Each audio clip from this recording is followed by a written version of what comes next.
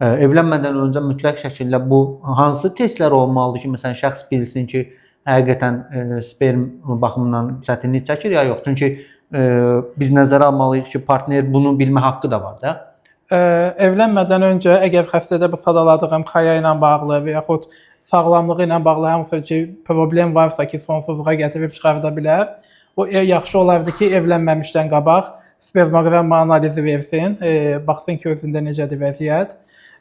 Amma yox, tam sağlam insandırsa, evlənmədən öncə analiz verməyə də bilər. O evlənib, əgər 1 il ərzində uşaq olmazsa, onda spermoqram analizi verməlidir. Yox, özündə sadaladığım kimi uşaq vaxtı əgər xaya ilə bağlı bir travma alıbsa, hər hansı bir parotit xəstəliyi keçirdibsə və yaxud yırtıq əməliyyatı olubsa, xayalar yuxarıda olub aşağı endirilibsə, bunlar 1 ili yox, gözləmədən ya evlilikdən öncə və yaxud 6 ay ərzində həkimə müraciət etməlidirlər ki, ata ola bilər ya yox bilinsin.